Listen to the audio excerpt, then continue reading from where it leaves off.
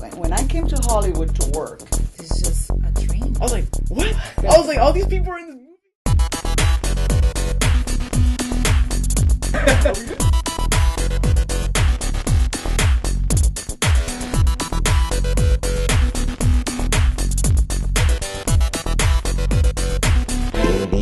Scene.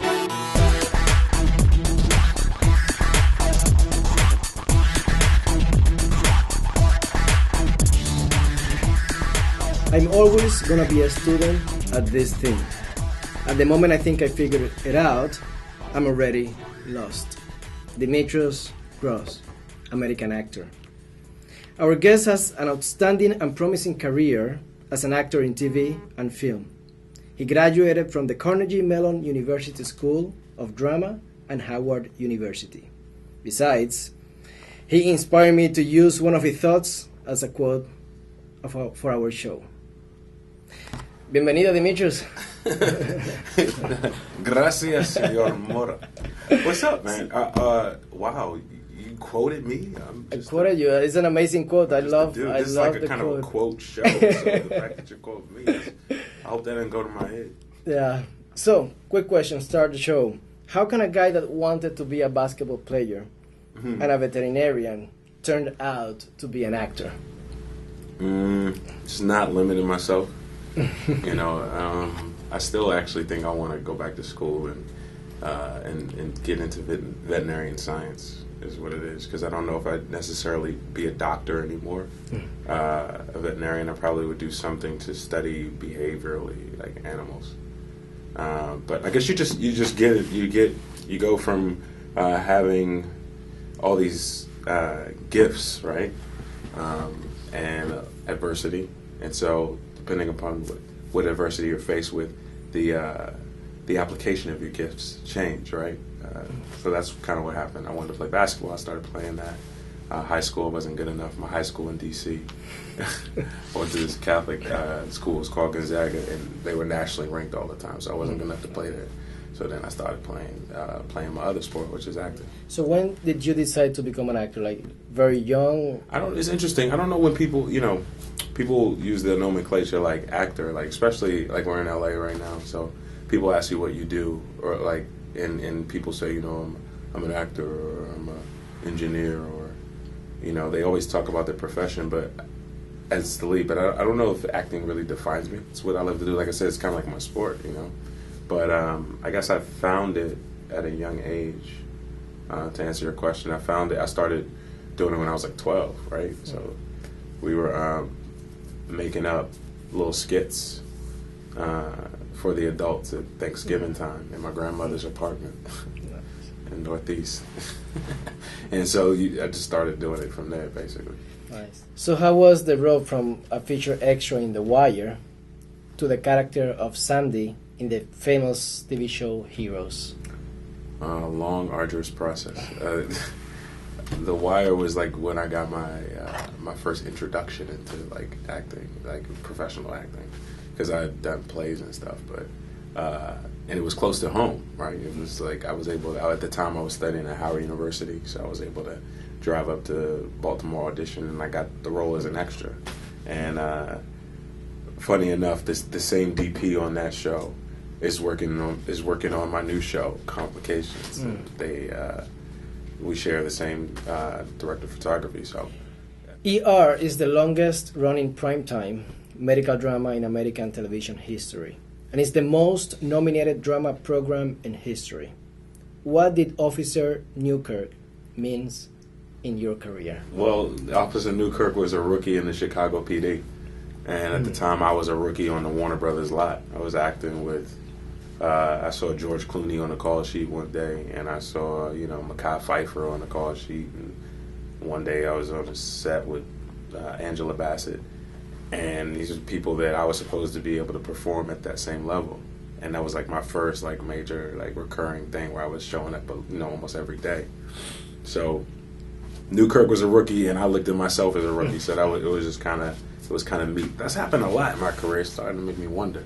Did you, when you, like, I don't know if you remember preparing for that role and preparing now that you have much more experience, if there's any change as an actor preparing for any role right now? Or? No, I do the same thing every time. No, I'm just kidding.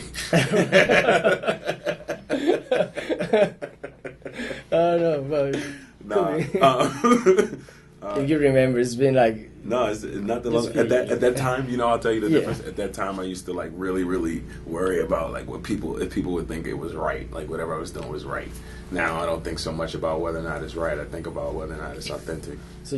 I imagine like maybe you looking back at those time, and maybe you were like nervous or something. You Yeah, were you always such an idiot. Why I was so nervous on set? and you go back and you edit, and you're like, yo, what did I do? Should I have done this? Should I have done that? If it's what's going on and it's authentic, then it's fail safe. Perseverance is not a long race. It's many short races, one after another. Walter Elliot, Scottish politician. Is the result of perfection, hard work, learning from failure, loyalty, and persistence. Colin Powell, American Statesman. After many years of hard work in different TV shows, you got the role of Errol in the TV show Justified. Talk to me about this character and the show Justified. The experience in Justified it took both of those things. It took a little tenacity, persistence. It's interesting what Colin said about persevere. What was the first word? Perfection. Perfection. Yeah, that word. Yeah. That's a funny word to say, yeah. perfection. But what is perfection? Perfection is the pursuit thereof, right? Apparently, it's still open. I mean, there's rumors that my character's not dead on that show.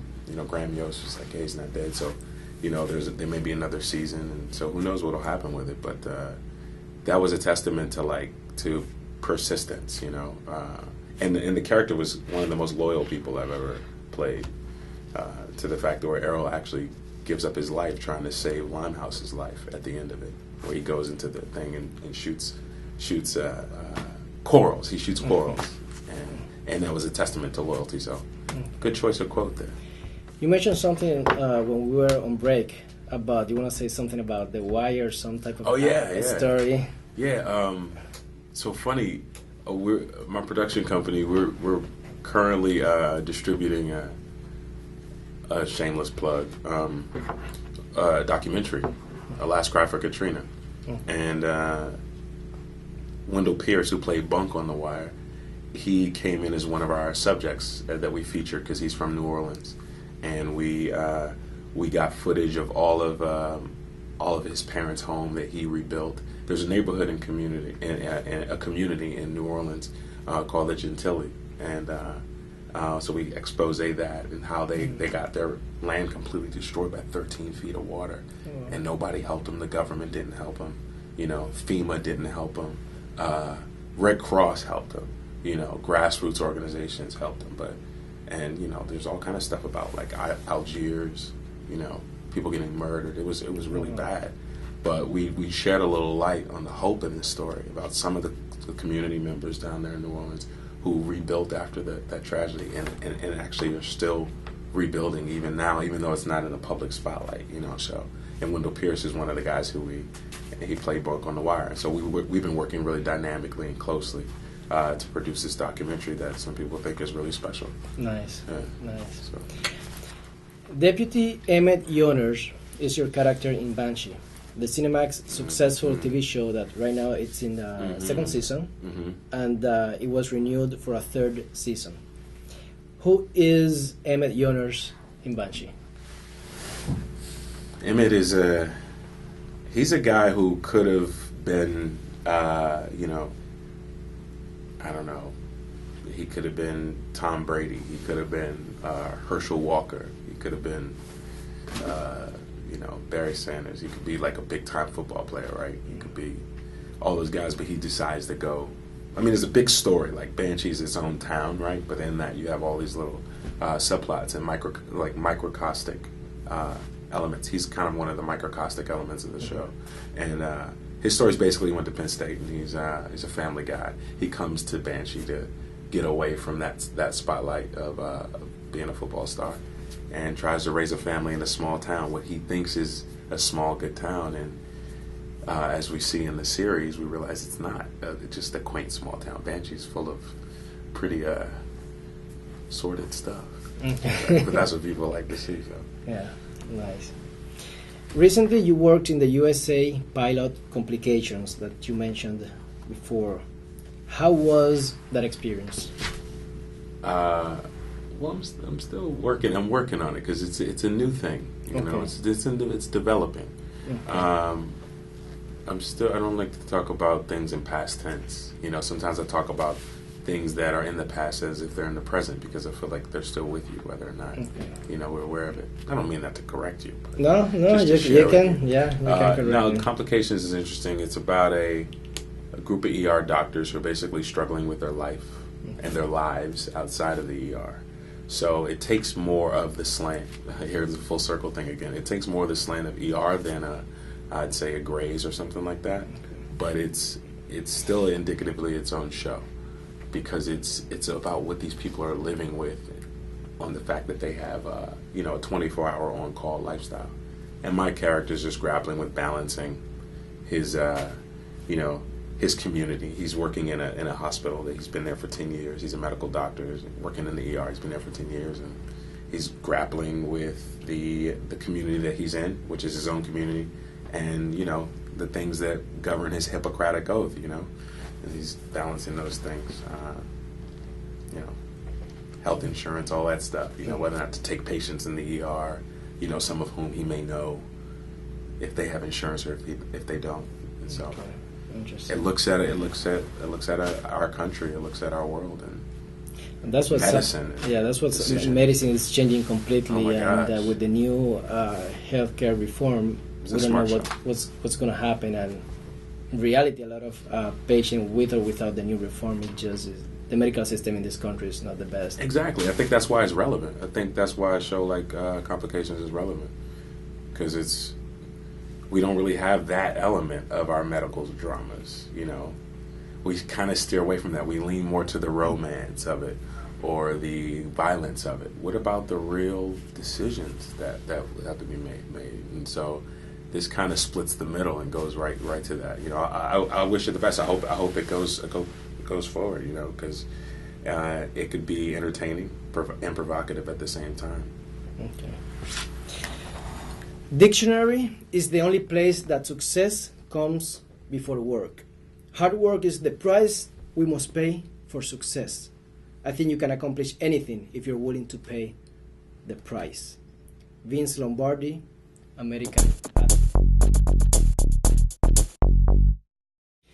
The key to life is accepting challenges. Once someone stops doing this, he's dead. Betty Davis, American actress. In an interview, I heard you saying that you want to work with the director Alejandro Amenabar and the Hughes Brothers. Why do you want to work with them? You did your research. Thank you. I'll answer that question, but not necessarily in that order. I really ever admired the Hughes Brothers, their point of view for a long time. I think filmmaking is all about your point of view, right? They have an interesting way of telling stories. They're two brothers, right? They're brothers. They're brothers and they're brothers, right? But they tell stories that encompass real elements of American life, not simply African American life, but American life, right? The Book of Eli. It was Denzel in the lead, but was it just about Denzel being the lead? No, it was about like this post-apocalyptic world. Like there was theology in the movie. There was all. So I'm interested in a lot of the themes they play with in their films. Alejandro Amenabar, I got exposed to his work recently, probably like 2 years ago, and I thought he was probably one of the most underrated, or I should say, unknown to mass media, great filmmakers, and just the pictures he was creating, they're very romantic. Like I remember when Do the Right Thing first came out, and like the saturated colors and the stories and all that. So I thought it'd be cool work with him one day, because I think of film more like even though I'll probably never be a DP, but I think of film in terms of pictures, and because a picture's worth 1,000 words, yes, right? yes. So if you can tell something through photography, cinematically, without having to say a lot, then you're communicating so many elements of the human emotional, dial, right? And I think he's really good at that. He's keen to that. So that's why. So hopefully we're gonna see you soon in one of his movies. Maybe, we never know. I hope so. Maybe he'll, who knows? Maybe I should write him a letter. That's another thing I used to do. I used to write a lot of letters. I probably should get back to writing letters. Okay. People still, because everybody emails now, Yeah. but sometimes when you receive like a letter, They appreciate it. yeah, man, Because it's very Takes rare time. nowadays. it's very rare. Yeah. You're having a great career in TV, but recently you have worked in films like This Is Martin Bomer and Saving Mr. Banks. Are movies the next challenge for you? Yeah. Why not? I think storytelling is so powerful, man. As an art form, like movies give you that opportunity. Pictures, motion pictures, they give you an opportunity. It's like we were talking about earlier. We were talking about like a picture being worth 1,000 words, and like the idea that you can show and not tell people, and communicate to them a story or an idea, a theme, an emotion, and they'll get it better if they can see it. Like seeing is believing, than if you tell it. And it's interesting because like talking actually alienates an audience in a sense, because not everyone speaks English, not everybody speaks Espanol, not everybody speaks Francais, not everybody speaks Grosse. Like when you put a language on something, it actually slightly diminishes the power of the message or the theme. So I think movies are keen to that, because there's more time in a film to show and not to necessarily tell. And television shows, we're often like, expositorily saying a lot to catch up people on the world, But in a picture, it's 20 feet large, Yeah. so people are with you, even when you just have and so that's a cool dynamic. I think that's what's been interesting about working on Martin Bonner and the brief scene in Saving Mr. Banks. I think it was like, okay, it's more about what's really happening. But there is a kind of silver lining difference between the two medias, and I think one is more talky, one is more visual. You talked about this earlier before, but I was reading about your life and I found something very important, and is that you have written the documentary you mentioned, Last Cry for Katrina, about the Katrina survival. Also, you have done workshops and talks across the nation, inspiring children to become active in music, theater, and arts. What moves you to do that? Why is it so important to you to reach for projects like this? A good friend of mine who we did a Kundalini yoga workshop up in the mountains, and they were like, "Yo, whatever art you do, it has to be healing something." And I just stuck with that. Like, I don't get to be noble all the time, but that's one thing that I could be like noble about, is being selective about the projects I associate myself with, and being on a show like I am now. We had a really like wild episode last night. I'm sorry. I was like, whoa. We were live tweeting, and I was like, I can't tweet anything about this. But it's cool. It's risque. People dig it. But yeah, I try to associate myself with stuff that heals something. Like so. When you said I talk all across the nation, I was like, whoa. I was like, okay, maybe I'll talk to a few places that are around the U.S. So, but I don't know if I can qualify that. You know what I mean? Like, that was big, that statement. You do talks all around the nation, but I've done some on the East Coast and the South, a little bit in the West Coast. But, gee whiz, like that's a big statement. That means I got to do more of it. Okay. So, I mean, you were mentioning something very interesting about the last cry for Katrina. The documentary is out yet, or No, it's actually we have a couple people who are interested, but we're still kind of fielding its distribution home. You know, HBO looked at it for a minute, and a couple people looked at it like seriously. So now I'm just kind of shopping to see where's the best fit. It's unique. There's animation in it. There's voiceover. It's a real different kind of look at what happened to the people in New Orleans during Katrina. It's thoughtful. It's not bitter. And when people see it, they're moved by it. They like it. It's an upswing to it. So what's the goal with the documentary? You wanna? Because a lot of I people just are want people to see it. I want people to see it in a good platform. It's done grassroots.